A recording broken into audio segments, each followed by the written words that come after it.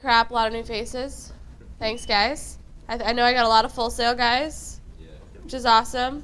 Men and women. Sorry, I have quite a few women in the house, which is nice. If you don't know what we normally do, we have 4 of these a month. I'm a busy person. We do iOS, we do JavaScript, we do Ruby, and we do Android. For the month of March, we will be doing CSS. That is the 5th week of March. There is a 5th Tuesday. It is the 31st of March. This month, actually. Holy crap. Yeah, so the end of this month, I have a 5th meetup. Yay. Another very interesting ordeal, I'm giving a JavaScript talk in April. That's right.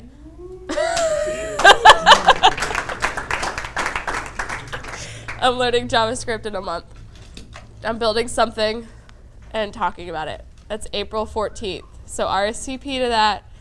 I'm also looking for one more female presenter for that. So if you know of somebody who knows a little bit of JavaScript and wants to do a talk, let me know. I'm having all female presenters for that one as well. So please let me know. Most of you guys have my email. If you don't, my business cards are over here. So definitely grab that. As you can tell, I am deathly sick. Maybe not deathly, but it's pretty miserable. So I actually have a couple of my guys who are helping out tonight. John Lee is one of them, and Chris McLean over there is also another. They're all going to help out, so be nice to them. If I hear anybody misbehaves, who knows? So behave. Please be nice. A couple other people who've been here all before, they all know the drill. We buy the first round of rolled a beer after, so make sure everyone all... Nick, where are you? I'm going to have you lead the group over after and tell everybody that everyone's cloud space. All the waitresses pretty much know that everybody's cloud space from this massive group, so anybody can help you. But I'll have Nick let everybody know, and then John and McLean will follow in behind to make sure everybody's out of here and locked up. But other than that, I'm going to let John give a little say hi who I am, and then we'll have Eric start his presentation. Hey everyone, name's I'm making you do it. Okay. Hey everyone, my name is John Lee. Hi John. Hi. Hi John. So I do iOS and Android here. I also do game dev. I work in a startup. That's pretty much it. So if you have any questions related to mobile, I can help you out. Totally. And that's pretty much it. Yep. All right, Eric, you ready to go? Wonderful. And just All right. hook that up. I don't need that. No, you do for YouTube. Oh, for the YouTube thing. Yeah. Okay. Thank you. Sure thing. YouTube's gotta hear you. YouTube's got to hear me. Yeah. All right. That's right, guys. We do have a YouTube channel. University Tech Meetups on YouTube. Here. So if you ever present, we get to see your lovely face on there. Because it does archive it, but we do have live stream as well. All right. I got a chance to say hi to most of you as you came in. I think a couple of stragglers at the end I missed. I also passed some information about the company I work for, which is CapTech Consulting. Let me real quick say a couple of words about CapTech, and then I'll get right to the presentation. It's a consulting firm. We do work nationally. So you see on that paper, kind of the Mid-Atlantic section, I actually do all my work in Virginia from Orlando. We do have a national team. We do have one major client in Orlando right now. We've been talking to some other major clients in Orlando as well. So it's SI stuff. I saw some people here that weren't necessarily iOS, so do a lot of other stuff as kind of cover the whole gamut. We have project management, change management, all that kind of good stuff too. So even bring the whole package to a team. So if you're interested in finding out more about CapTech, or if you missed me in the beginning and want to grab a couple of those papers, let me know after the meeting, but that's all I'm going to say about the company. So today what I want to present is kind of some work that I was doing, client work, with iOS 7, and when iOS 8 came out, they brought this new UI presentation controller. And so I'm going to show you some of the things that you can do now with the UI presentation controller that couldn't really be done or were very difficult to do. I did them actually, but they were much more difficult to do in iOS 7 than they were in iOS 8. And the presentation controller makes it much easier to do that. And I'm going to give you something to walk away with tonight as well that wasn't in the WWDC videos, to something a little bit different. So if anybody walks away here and didn't learn something, I'm going to be very disappointed. And I know there's a lot of you, so Those of you way in the back, there's still a few seats up front, so if you want to see a little bit better, when I start to do the code, I kind of doubt you're going to be able to see that far unless you have really good vision. I should be able to. Okay. All right, what's up? Hey. So back in iOS 7, we had this animator object, and it allowed you to do a custom transition from one view controller to another view controller.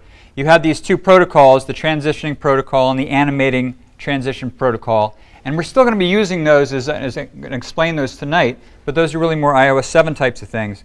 But you need to kind of understand those a little bit first before you can kind of understand how the whole presentation controller fits in with it.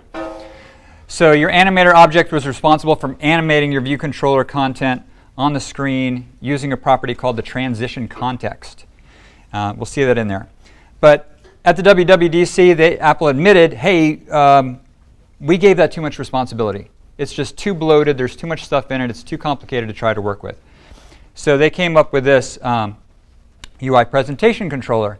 In fact, they're so excited about their UI presentation controller, they're actually using it as the underlying class for the UI alerts, the UI popovers, all those kind of things now. So you're not going to be present as popover anymore. You're just going to be doing present, and then you set your transition type to be a popover. And they're much easier to work with. So if you don't make your own presentation controller, when you do a presenting a view, UIKit's going to provide you one already. So you don't necessarily have to make your own, but if you're going to make your own, you need to set it as Modal Presentation Custom. And that will allow you to be able to get this presentation controller. And then we're going to subclass the UI Presentation Controller class to be able to do our own custom controls. And the big method here is that we're adding to that transition delegate that we already had. We're adding to this new one, and I'm going to do everything in Swift tonight. Everything can be done in Objective-C as well, but it's more fun doing it in Swift. And this returns your UI presentation controller. So this method is going to return your custom UI presentation controller from there. So let me give a quick sort of view of what this looks like. So when you first make an app, behind your view is a UI window. If you actually take a look at your stack of views going in there, the very bottom thing is a UI window. And then here's your first view controller. So if you just made a brand new app, single app view controller, it's got a UI window behind a UI view. This is going to call our presenting view controller. Remember that because that's just a little bit close to the other one I'm going to take a look at in here in a second. So this is our presenting view controller. That's the one that's going to say, hey, I'm going to do my presenting. And when it does, it creates this transitioning view. Sets that over top of your UI view. And that's going to be our middle view. And then on top of that is going to be your presented view. And most of the time when I've been doing this client side, I've been building it as a modal. So I'm going to use my presented view controller as a modal view in there. So it's a smaller size. If you don't do a custom, it usually is going to give you a full screen view controller that covers your whole screen. But I'm going to show you how to control that in here.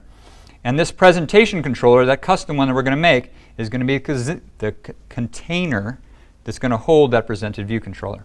So you got your presenting view controller, which is your blue one. You've got your transitioning in the middle, and then your presented view controller. So let me go ahead and jump to the demo then, and I'll show you how a basic one of these works, and then we'll go with a more complicated one as well. And this shrunk down my whole screen.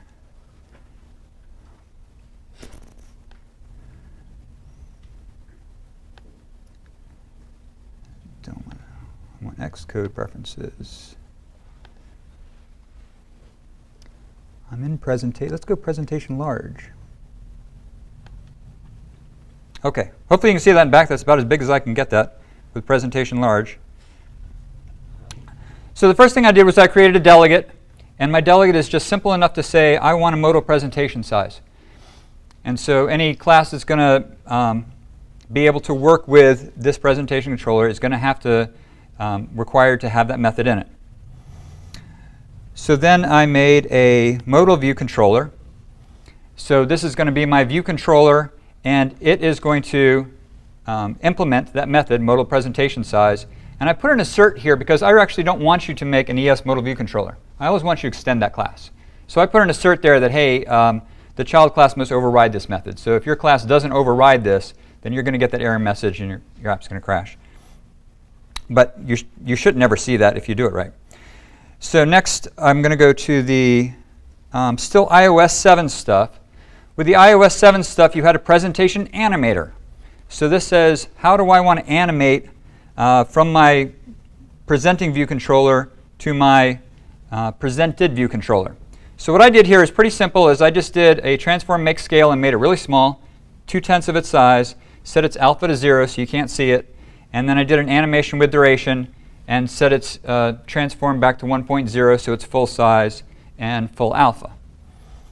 And I also have a dismiss animator which does exactly the opposite of that and puts it back to invisible and shrinks it up. So it's just going to start real small and boom, and then when you dismiss it, it's going to shrink back up.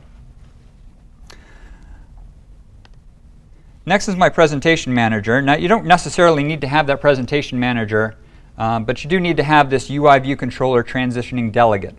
And what used to be in that transitioning delegate was asking for those two classes I just showed you, which is the presentation animator and the dismiss animator. So when your class goes to transition, it's going to ask for those two things. And then this new one, which I told you about, is going to return that presentation controller because I'm going to make my own presentation controller that I'm going to override those other ones. There's also a couple of neat little things in here that I did which are a little bit different, but I thought that they worked out really well for me. First, I created a static instance of this class. Creating a static instance is a pain in the butt in Swift because they haven't really supported that yet. But I kind of found a way around that and wrote a thread-safe little static instance there, which allows me to go grab that class when it's needed. And I set a presentation controller, so I actually have a reference back to that presentation controller that I'll be able to call with my static instance later on. And then finally, we get to my overridden UI presentation controller. So in here, I have what Apple calls Chrome. Don't get this confused with Google's Chrome. This is really what, for most of the time, is your dimming view. So your presenting view, you don't really want to see that. So what we're going to do is we're going to take and we're going to put just a light background in that, kind of like a blackish light color over it. So it's a dimming view, so you don't really see that. And then what's going to pop out at you is that modal. So that's the dimming view. And then I'm going to set my dimming view here just to all black with an alpha of 0.4. So it's a little bit visual in there. I did something a little bit different with the dismiss view controller, because what you're supposed to do when you're dismissing a modal is that you're supposed to have the presenting view controller dismiss your modal.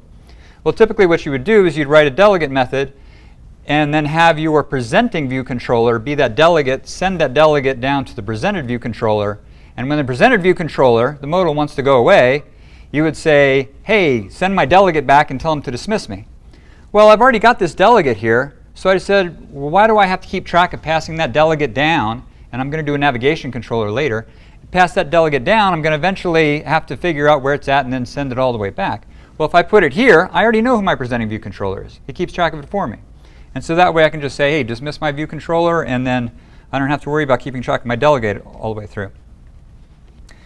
So we have this presentation transition will begin.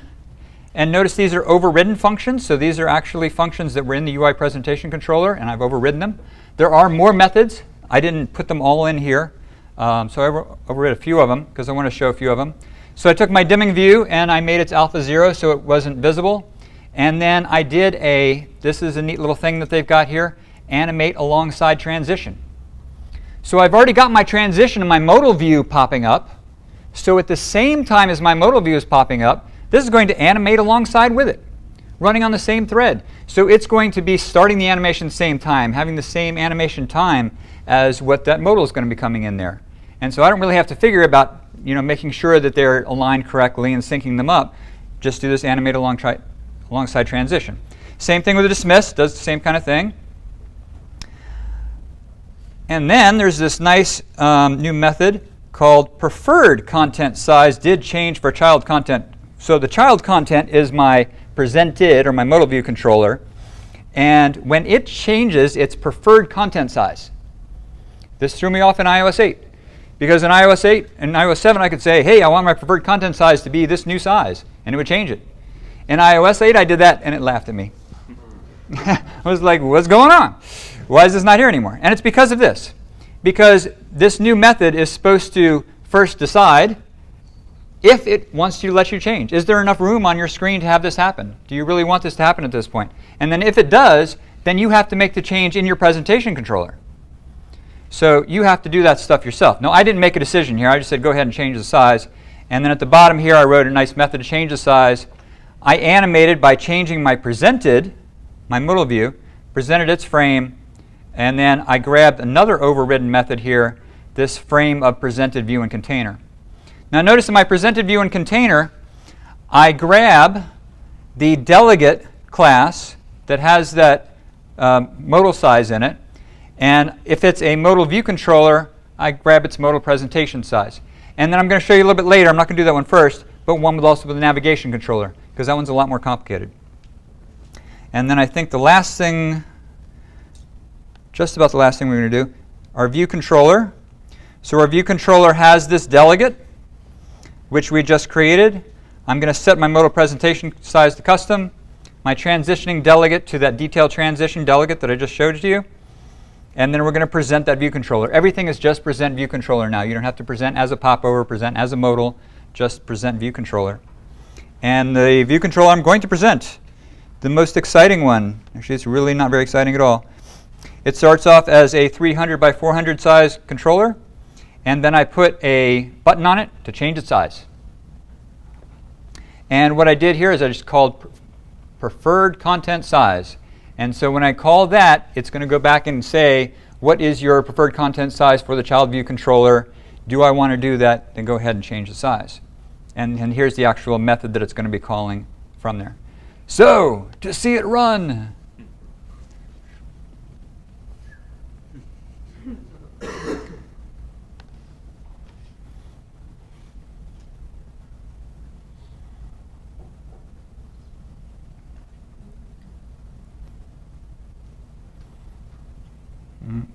Let me shrink that down a bit.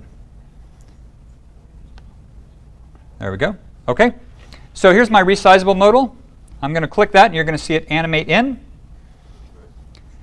And so I put two buttons on here. One is to close, which we'll call that delegate method to tell my presenting view controller to dismiss itself, or my resize. So here's the resize. You can see that animated nicely to change its size, and then I just close. Okay. So that's the basic of it, and that's kind of what you would get if you'd watched the WDC video. Now, in addition to that, I did a lot of custom stuff, so I want to show you some of this custom stuff because this becomes kind of neat. So back to my PowerPoint presentation. So let's go back to our UI window, UI view, UI transition view. But this time, instead of sticking just a view in there, I'm going to put a navigation controller, which has a root view controller in it. And when you do that, it creates a layout container view. And over top of that, a navigation transition view. And over top of that, we have a control wrapper view. And finally, hey, there's our modal with our root view. Now, yes, I admit that I actually wrote superview.superview.superview in my iOS 7 version of this to go and grab one of those views when I needed to change its size. No longer need to do that with a modal presentation or UI presentation controller. Now you have access to the transitioning view, that gray view. You have access to your presenting view controller. You have access to your presented view controller. So let's go take a look at that. This will be a little bit quicker than last time. So I've got my modal navigation controller. Now, instead of this being just a view controller, I've got a navigation view controller. Well, how do I get its modal presentation size? Well, the navigation controller doesn't really have a size. Its root view controller will have its initial size, but then what if I add more views on top of that and they have different sizes? Well, what I really want is I want whatever view is on the top of that stack. So what is sitting on top of there? And then you have a reference, the UI navigation controller has a reference to its top view controller. So I checked the top view controller and sent back its presentation size. And so that's the size that I want the entire thing to be when I set it in there.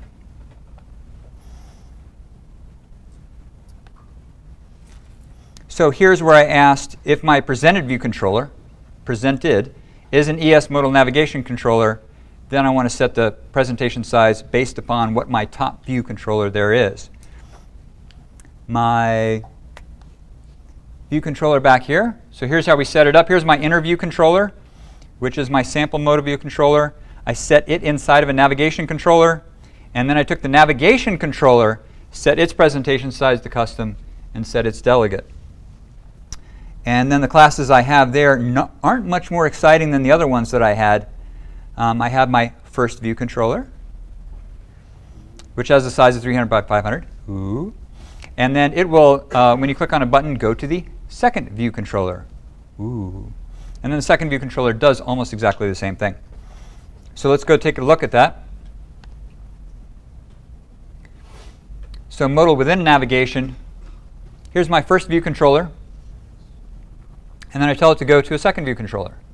Notice that it changed size as it went in there because it called that delegate method who's on top. And when I go back.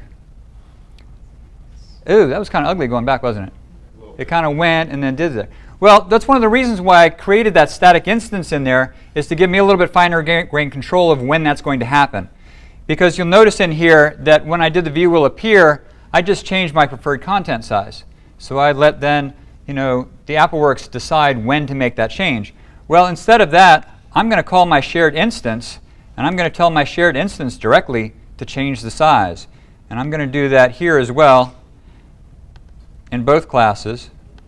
And you'll see this looks a lot nicer this time, that animation transition in between the two of them. So go to my second view controller, and then back to the first. You see that was much clearer as it went back in. Yeah. All right. So that's about the meat of it. To take a look more at the WWDC session on a look inside presentation controllers. That's my information. Specifically, if you want to contact me, if any of you are interested in CapTech later, want to find out more about that, go ahead and contact me, or about UI presentation controllers. And then this project is all up on my GitHub site. I'm a big tennis fan, so my last name is Stroh, and tennis, that's where they came from. Questions? There's got to be questions. What racket do you use? What racket am I currently using? I'm using a Babolat AeroDrive 110. Didn't think I was going to get that question tonight. But you were ready. I was ready, yes. Anyone?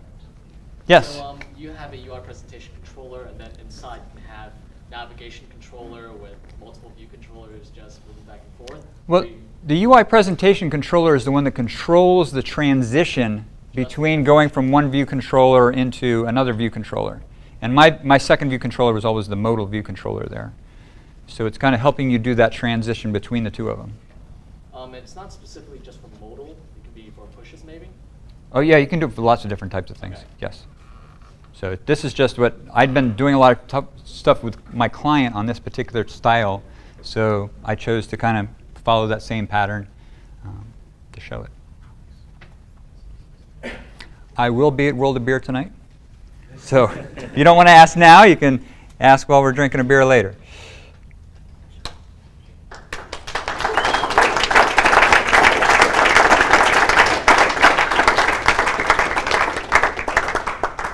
Thank you, Eric, for the All right. talk.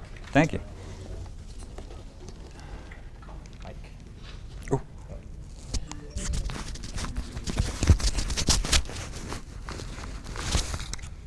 Thank you.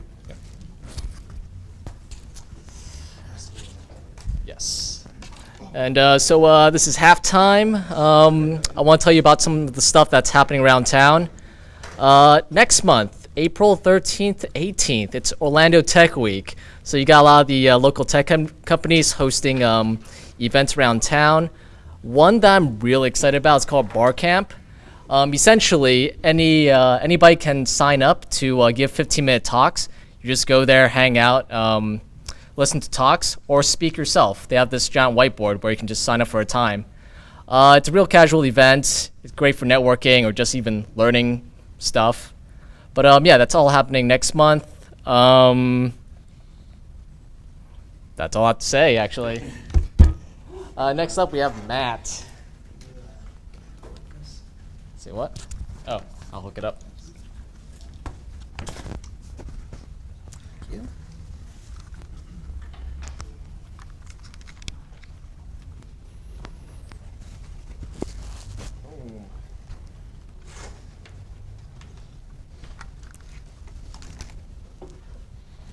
What's up, guys?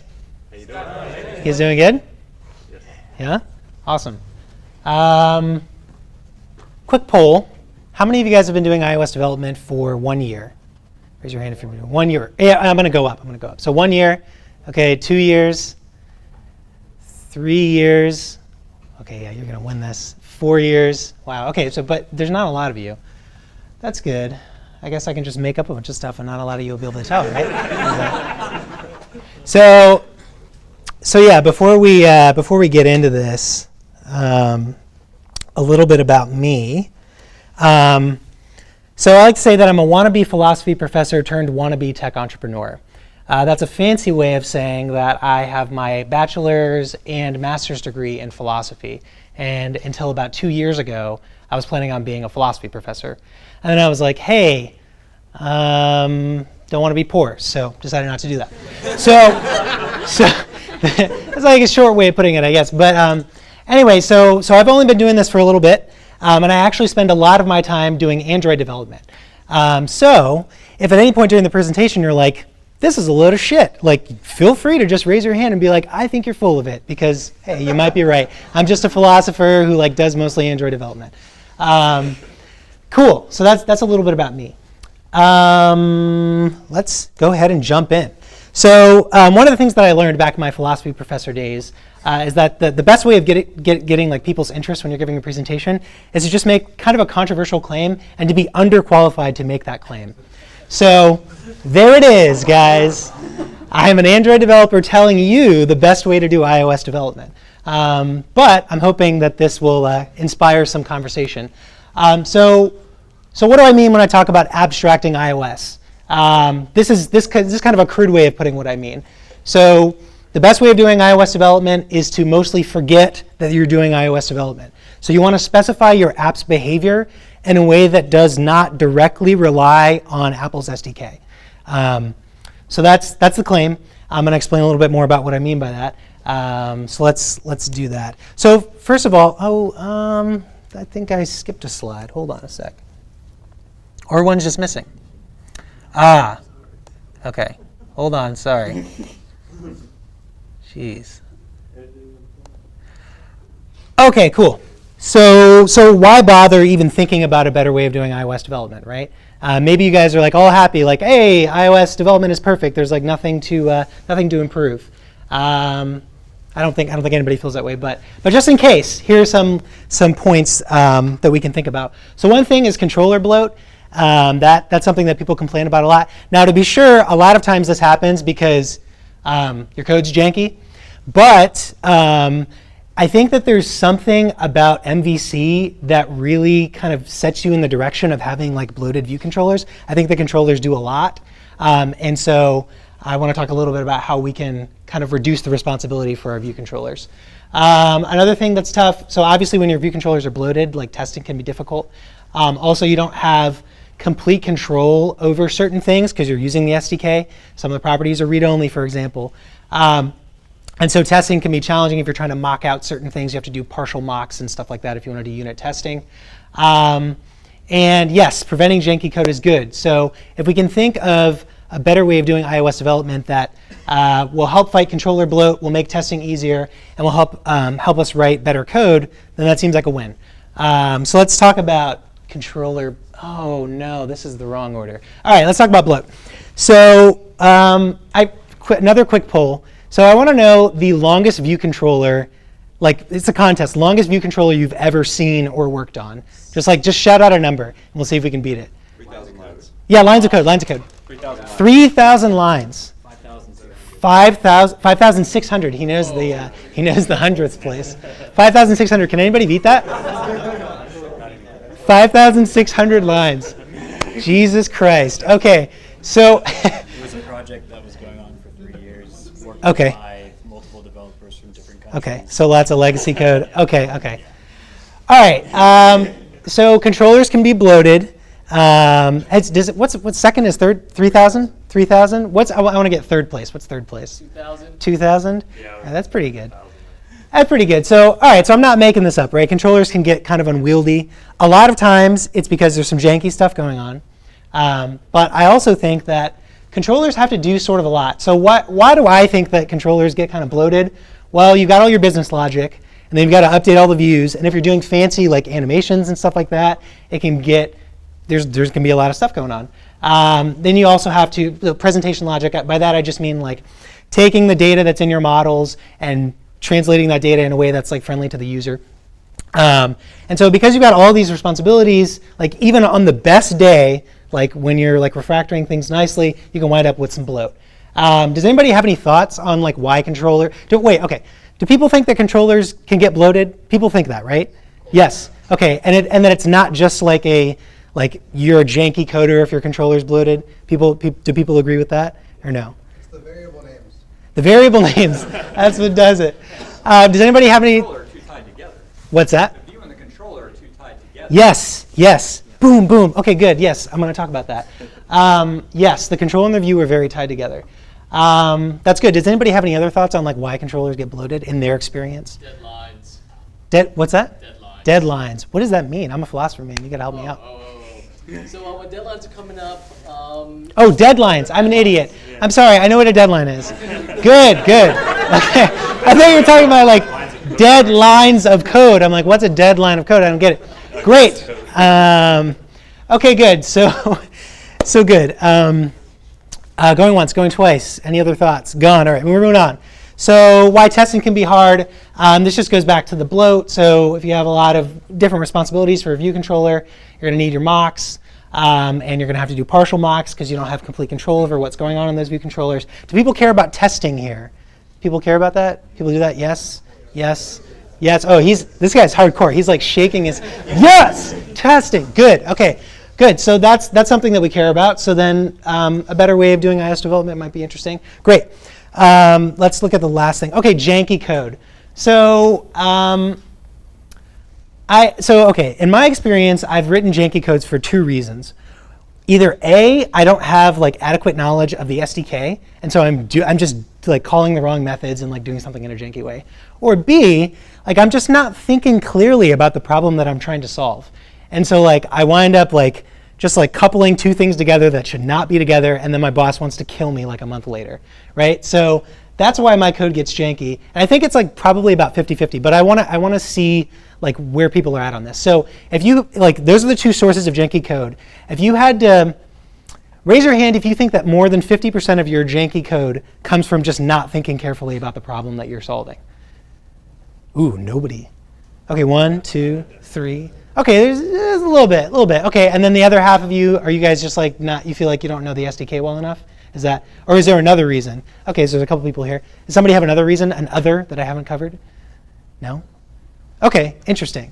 Well, so then maybe this point's not going to be super appealing, but for me, somebody who struggles with thinking clear about the problem that I'm solving, I'm like, hey, anything that can help me think more clearly about what I'm doing, that's a win. So, right. So the solution to bloated controllers, code, and hard testing is to just forget that you're doing iOS development and then try and specify the behavior of your app. So let's talk a little about how this happens. So the first thing that kind of helps you forget about iOS development is to stop thinking in terms of MVC. And instead to think in terms of MVP, Model View Presenter. Now, there are all sorts of definitions of what a Model View Presenter is. I'm not claiming to like know what it is or whatever. Like this is my understanding of based on like stuff that Martin Fowler's put out and stuff like that. And so if you understand like MVP to be something a little bit different, I'm not going to fight with you about that. But here's kind of what my understanding is.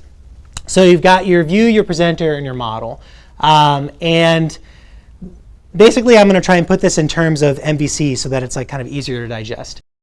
The presenter just handles business logic. Like that's its only thing. Like it's not, doesn't care about like changing the color of a view or something. Like it's not going to be handling that like fine grained stuff. It's going to be manipulating views on like a very high level. So just business logic and like getting data from the model and stuff like that. The view, so the view in MVP, you can think of it as your view controller, like your current view controllers, but without the business logic. Okay? It's okay if that's not clear because we're going to look at a sample project, but that's kind of just, that's like a crude way of putting what the view is in MVP. And then the model is just the model. It's always your data, right? Cool. So that's MVP. I think it's going to help us abstract away from iOS. You'll see in a second when we get there. Okay, good. So here's the use case for kind of why you might want to abstract away from iOS. So let's say you're making an app, and it's a time management app. It's called Party Time. And basically, you get to, it helps you get all your schoolwork done, and then when you're done, you can go have a party, right? So that's why it's called Party Time. Now let's say that when you're logging in, you're going to have different colors based on what school you go to. I'm sorry that I don't have UCF. I went to UCF. I know that I should be like, I don't know, taken out back and shot or something like that. But whatever, it's fine. So anyway, let's say you have different colors depending on what school you go to. So let's imagine that you have to implement that functionality. Okay, so what I want to do is look at some code and see how you would implement that if you're following MVC and if you weren't abstracting away from iOS versus how you would implement this if you're following MVP and you were abstracting away from iOS. So yeah, let's do that. I just want to bring up this slide because it's funny and we kind of skipped over it. Did you see what I did there? You see what I did there? Huh? You can drop acid or, yeah, okay. Wow, tough crowd, jeez. Whatever, guys, I'm going home. Okay, this is kind of tiny. Let's get this. Okay, so let's look at the old school. So let's say you've got your view controller, right? And you've got your properties for your views. So in view did load, now, okay, before some of this could be refactored, right, so that the view controller isn't quite as bloated, but here's kind of the gist of what you would do. So let's say, okay, so you've got the theme that you want for your colors, and let's say that that's cached in like user defaults or something, just in case the user logs out and then they log in and you don't want to have to make another network request to see what the colors are for that school. So it's cached in user defaults. So you check the user defaults, you're like, it's not in there, so I got to make a network call and go get the colors. So that's what you do on view did load, so you can set up your colors. And then once you get the colors, either from user defaults or from the network, you're going to configure your views with the color theme dictionary. So that's what you're doing there. And then if the user taps on the submit button, then you're going to do some simple validation to make sure that they typed in some stuff. And if they didn't type it in correctly, you're going to insult them. I don't know why you're so rude, but that's just the requirements of the app. That's what your boss told you to do. If the credentials come through as valid, then you're just going to push a new view controller on there, right? All right, so that's not too crazy, pretty simple, right? You're looking at, what are we at? We're like 105 lines of code. There's a lot of white space and stuff, but that's where you're at to do something like that. And some of this is like kind of stubbed out, but anyway, so that's how you do this in the old school way. Now let's say you wanted to abstract away from iOS, right, and just specify that behavior without thinking about iOS. So what you would do is you would write this presenter. And basically, here's what this is going to look like. So, I should talk about repositories for a second. Okay, do people know what the repository pattern is? It's like maybe a fancy name for it. So, a repository pattern is like a way of saying, I don't care where the data came from, just give it to me. So like if it came from the cache, like it doesn't really matter. Like if I'm the view controller, I really don't care like if it came from the cache or if it came from the network. Just let me know when it's ready. So a repository pattern is a way of just letting you do that with your view controller. So that's what you're seeing here. So in your presenter, like this repository, you're just fetching like the color theme. You don't care if it comes from the user defaults or from the network. And then when you're done, you're using that color scheme to set up your view. OK, so that's another way that you can kind of abstract away from iOS. I'm sorry, I forgot to mention that. If you use the repository pattern, then you don't even have to think about user defaults, core data, or like network calls, like when you're just trying to get the data for your presenters. So that's what's happening there. Now you'll notice that once I get the data back from the repository, I'm calling this setColorScheme method on the login view. Now that is the view in the MVP architectural pattern that I was talking about earlier. So let's look at that for a second, because you guys are probably wondering, what the fuck is he talking about with this view stuff? Because it's kind of weird, right? Because like you think of views as like almost like widgets, right? They don't. The MVP way of thinking about it's a little bit different. All right, so let's look at a login view. Good. OK, so actually let's look at this. I'm sorry, this is like tiny. I'm having trouble. Oh, here it is. Good. What just happened? Did something embarrassing happen? No. All right, good. Cool. So, all right. So this is a view, and this is, as you'll notice, it's just a protocol, right? So you're just specifying. You're not even thinking about iOS. You're just specifying. OK, what does my view need to be able to do when the presenter is asking it to do stuff? Well, it needs to be able to show that the credentials are invalid and yell at the user and make them feel bad about themselves. It also needs to be able to show the logged in screen if the credentials are correct. And then finally, it needs to be able to set up the color scheme of the view depending on the color scheme dictionary that you get back either from the network or from the cache. So you can specify what your view needs to do without even thinking about iOS in this protocol. And then what you do is you have an iOS implementation of that protocol where you actually start thinking about, OK, well, how would I actually do this?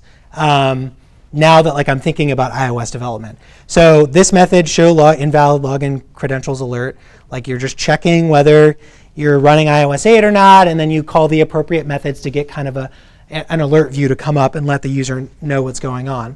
And you kind of just provide iOS-specific implementations for that protocol for the rest of the stuff here. OK, so at this point you might be wondering, like, what the fuck is going on? Because view controllers are usually instantiated by the iOS SDK. But if you switch over to MVP, the view is actually going to be instantiated by the iOS SDK. And then you're going to instantiate the presenter and pass a reference to the view. You're going to pass a reference from the view to the presenter. So that's actually what's going on down here. So I'm creating this presenter from the view, which is an iOS view controller. And then I'm giving that presenter a reference to the view, which is the view controller. Sorry, this is confusing. And then I'm also giving the presenter a reference to any repository that it might need in order to do its job. So this is called, right here, in view did load. We create the login presenter, and then we call an MVP view did load, which is like an analogous lifecycle method, so that the presenter can do what it needs to do once the view or view controller has been loaded by the iOS SDK. Does that make sense? Are we huh? In theory, it makes sense. In theory, it makes sense. He's got concerns. Good. I'd love to hear them. Do you have a specific objection right now? No, I'm saying like I understand the concept. I don't. Okay. Not the code. That's what I meant to say. OK, concept but not the code. Gotcha. Well, that's probably my fault. Maybe we can talk after. Does anybody have a specific question about what I've said so far? Have I gone on too long and now you guys are like all lost and you're like, I don't want to like try and make them fix it? Is that where you guys are at? Like raise your hand if you know what the fuck I'm talking about. Can we just I need like some reassurance. OK, you're almost, all right, good. So there's lost a good amount of people. But nobody has a specific question? OK, yes.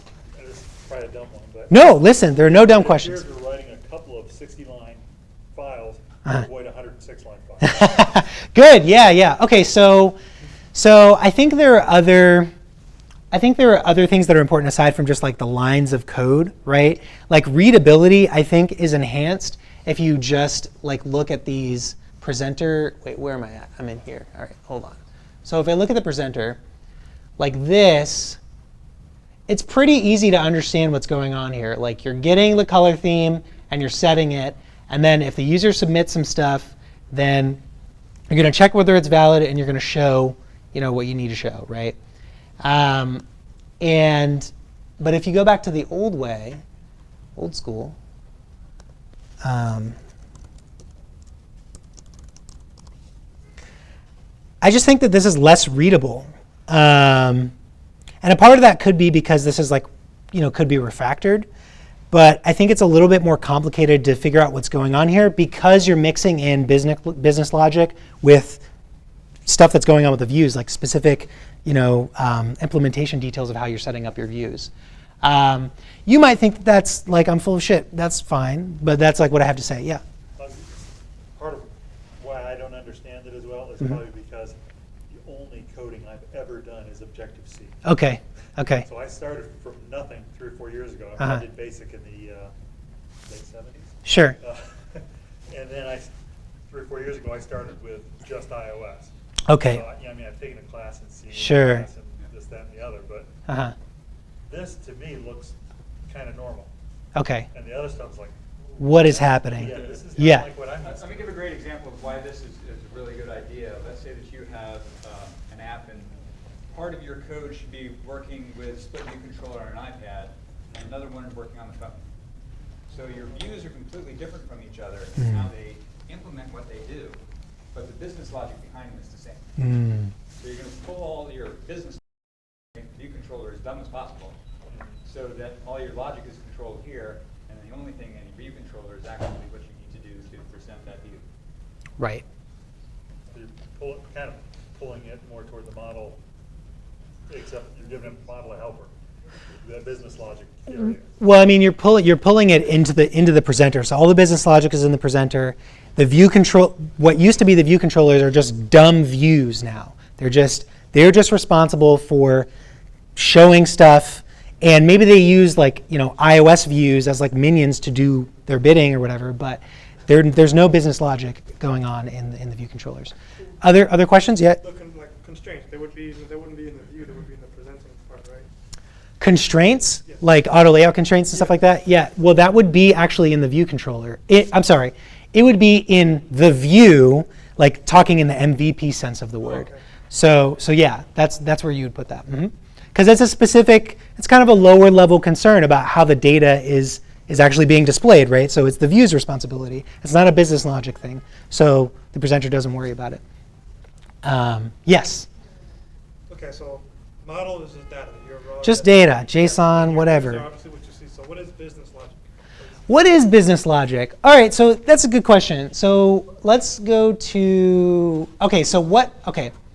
Business logic is kind of like, how does your app behave in all the circumstances that it can be in? What is happening?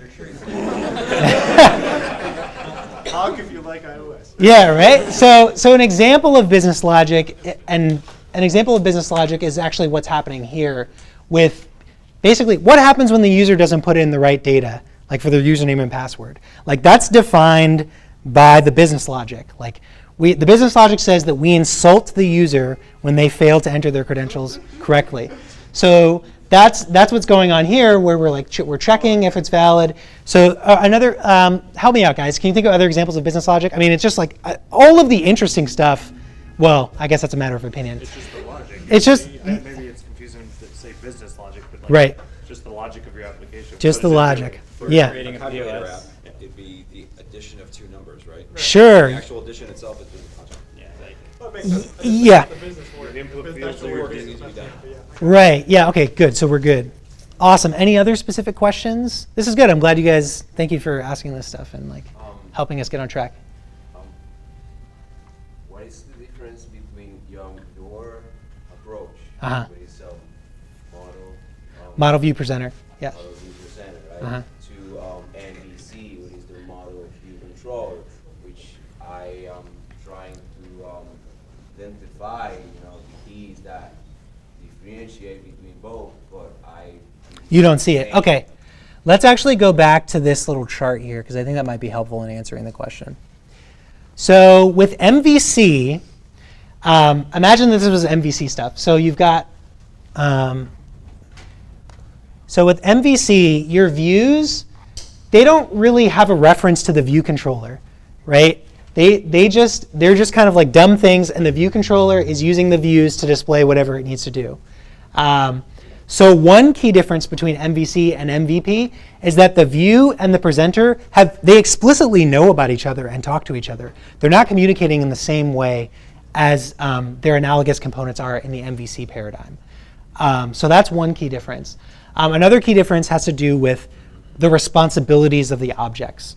So with MVC, the controller is responsible, in my understanding, the controller is responsible for both the business logic and for kind of handling basically the nitty-gritty of the views and setting them up the right way so that things appear correctly, right? Those are kind of both responsibilities of the controller. It's also fetching stuff from the model. With the presenter, with MVP, the presenter is only doing business logic. It's only getting stuff from the model. It does not bother with the kind of fine-grained details of like figuring out what the view is supposed to look like. So let me actually give you a more specific example because it might be helpful. So for example, with this old school way of doing things, so when this is going to be awkward because this is not even a real method. But okay, so there's this configure with theme dictionary method, right? This is what the view controller is doing. It's setting the colors of the views appropriately based on the values that it gets from the dictionary. That's either from the server. Yeah. So I'm getting some confused looks. This is not. Don't pay too much attention to like to the actual code, but because I was just like stubbing it out to see like how many lines and stuff. But basically, the view controller is worried about these particular views and setting up the values and stuff, right? So what's going on in this view controller is it's got business logic and it's worried about these particular views, right? Now, if you go to the presenter, so let's go to the presenter. Oh, crap. What's happening? All right, so if you go to the presenter and you say, so the presenter asks the repository for a configuration dictionary for the color theme. And then the presenter has a reference to the view. And it just says, hey, like set up your color scheme. Like I'm not going to fucking worry about like the color of the button and like the color of the background and the color of the text fields. Like I'm not worried about that. Like that's the view's job. You view, go and like manage your little minions. And like I'm just going to be worried about the business logic. You're adding behavior to the view. Yes, the view. I guess you could say that. So the view, I guess you could say that the view and the MVP way of thinking about things has a little bit more responsibility. You could say that. What's that? It's its own handler. Sure. Yeah. Okay. Good. So does that clear things up a little bit? Is that a little bit helpful? A little bit closer? Okay. We can talk. Anybody else? Everybody's back on the boat. Are we good? Should we keep on trucking? I'm probably running out of time now. What else do I have to say? Maybe I said everything I needed to say. How much time do I have? Oh, it's 8:05. I gotta go, y'all. All right. So for real, I do have to go. So any other kind of final questions? I'm sorry that was a little bit of a cluster, but I appreciate the questions, and I hope that it wasn't too incomprehensible. Do you have the repo? I can make it public. It has some garbage code in it, but yeah, I can make that happen and post it on the meetup or something if you're interested in checking it out. I would also recommend if you're interested in learning about MVP from somebody who's much more articulate and intelligent than I am, Martin Fowler has some essays on different architectural patterns for structuring your apps and stuff. And so I would just Google Martin Fowler and like MVP, and it should come up. Yeah. Is this a common pattern in Android development? So it's actually growing in popularity, and that's actually how I started thinking about this. There are some issues with like testing in Android is just, it's really bad. And MVP, being able to abstract away from the Android SDK is super helpful because trying to test, like do instrumentation tests and stuff, it takes for fucking ever. So if you can just run like straight JUnit tests on your code, on your business logic, that's baller. So yes, like MVP is growing in popularity, I think mostly because of that reason. And I don't know, I tried to look up like MVP. It doesn't seem as popular for iOS developers, but honestly, I think, I might be wrong. Go ahead. Well, it's just named slightly differently. It's Okay. MVVM. Ah, Model view model. right. And so that's if you you look at some blogs on that, it's really the same idea as what you're presenting here. They just call it view model instead of representative. Got it. Okay, interesting. Well, that's actually, I didn't even know that. That's really helpful. Because I was looking up MVVM, and I'm like, what the fuck is the difference between MVVM and MVP? And people, they're like kind of slightly, different definitions, like as you look at stuff online. So thank you for pointing out. That's helpful to me. Any other questions, comments, feedback? Do you want me to like stop giving presentations? Boo. Okay, thank you guys.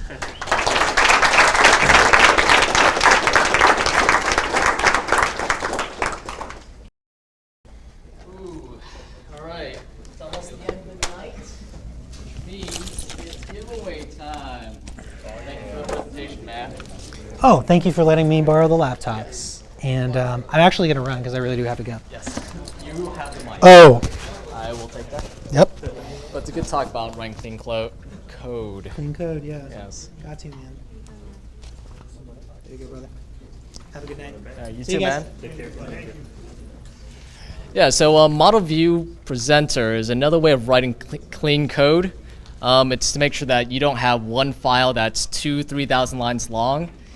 That makes it really hard to, I guess, it makes it really hard for other people to look at it if it's super long or whatever. I once had a programming test where they gave me a file and they told me what's wrong. And I looked at the code. Nothing seemed off. There was one function that was 200 lines long. It had 3 switch statements, or it had a single switch statement with 3 cases. Share with Facebook, share with Twitter, share with email. What I did was I put all of those in their own functions, and then that function in the switch statement. That was it. It was about dividing up responsibility and writing cleaner code. So MVP is another way of doing that. Let me get the raffle stuff.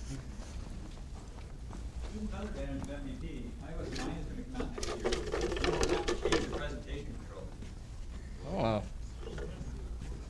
It's good to know that it's not a pain in the ass to do some cool animations, though. Yeah, that's With iOS 8, right? Yes. Yes. All right. So first one I draw, you get a pick between a T-shirt, a swag bag, or the book, Beginner, Swift for Beginners. Yeah. Hot topic.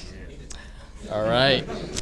So our first winner is 086295. Wow. swag bag or What would you like, Amir? The book, a T-shirt, or a swag bag? t-shirt. Okay. What size are you? Blue fur, so like a medium. That's a medium. Medium? Perfect. Thanks. All right. Second winner. 086280. 280. Here we go. Anthony? I'm not blind. Perfect. Book, swag bag. T-shirts No, we're out for tonight. Next time, though. Perfect. Okay, now we have 3 swag bags with secret stuff inside. So secret that I don't even know what's inside. All right. 270. Last 3 numbers. 270. 270? Going once? Oh, Nick. Hi. Here we go. Enjoy this bag with stuff inside. All right. 299. 299. 299. Congratulations. And our last bag.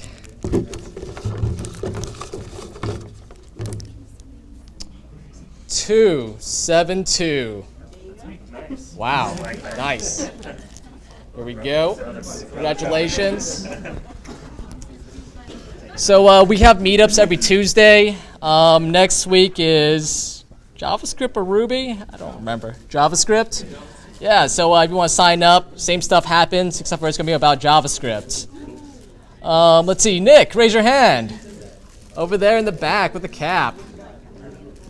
He will lead you guys toward a beer where you can, if you guys want to order a drink or just hang out, feel free. I'll see you guys over there. Oh, and we covered the first round. So, yeah.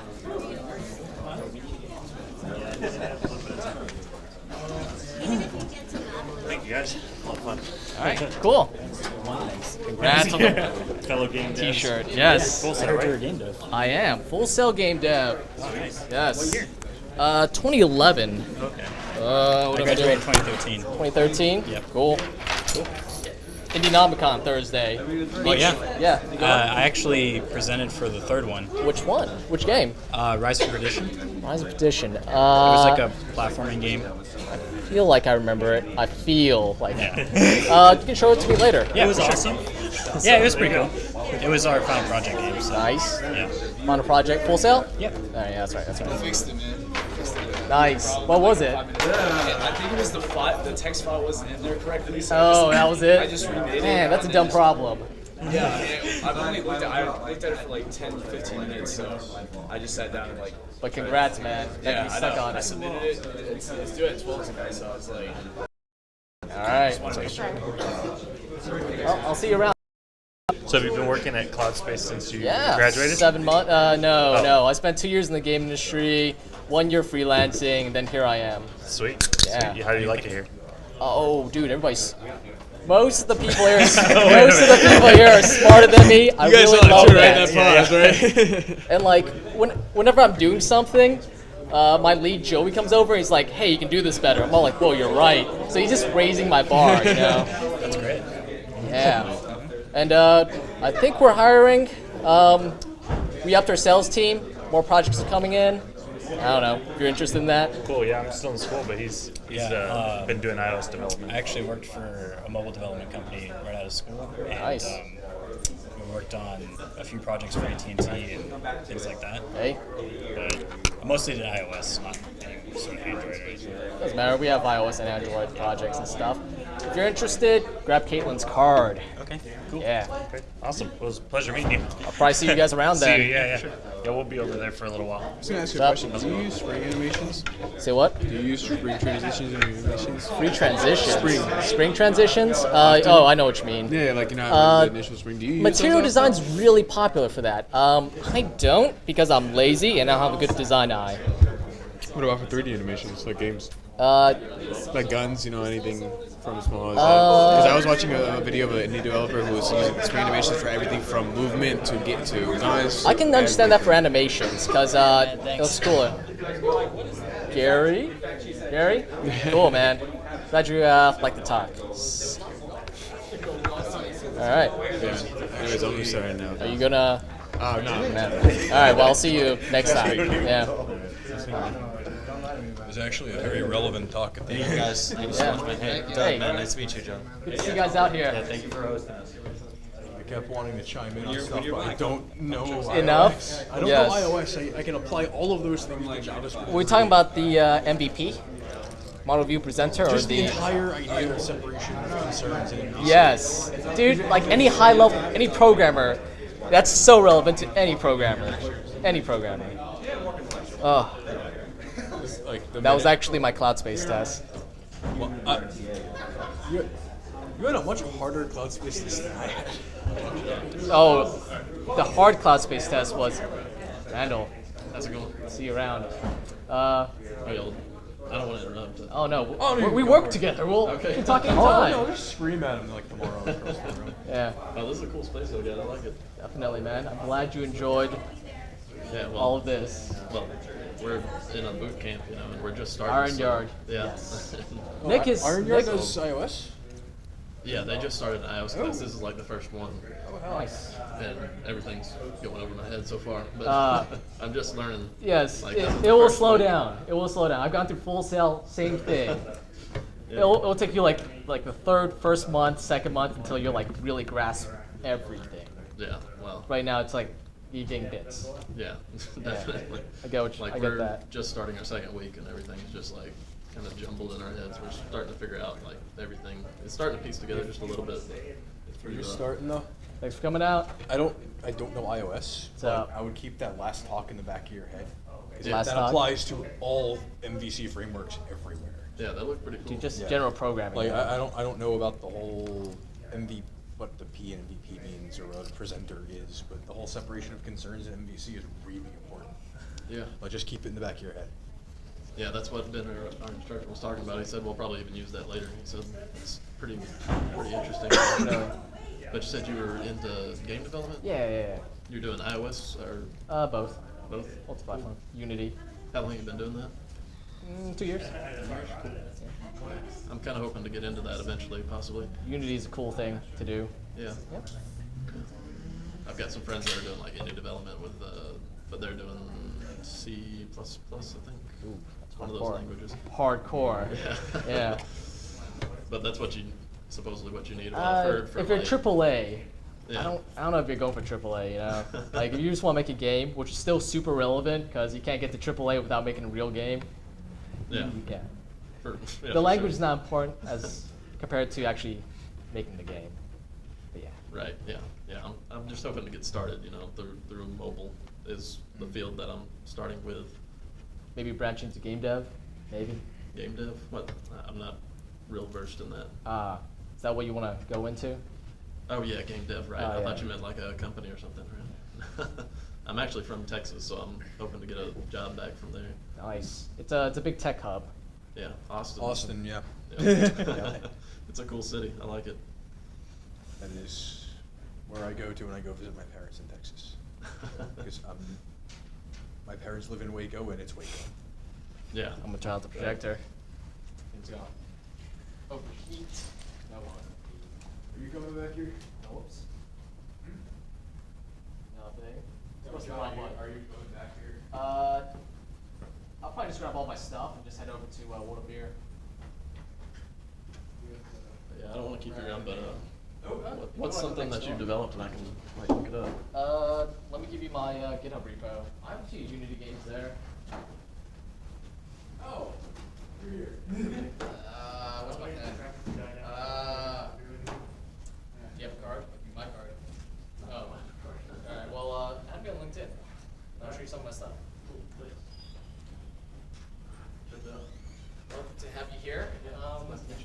See you around. Maybe, maybe next week, if not. And thanks for coming out. All right, enjoy the thanks.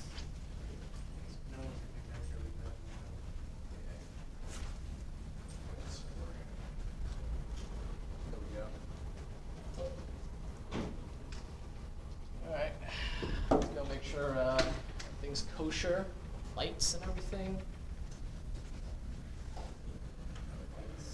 Someone's got to go out through the back. I'm gonna go through the back. I guess I'll lock up and turn on the alarm since I won't be back. You're not going to the World of Beer? I will. Oh, I I see. have to. I will.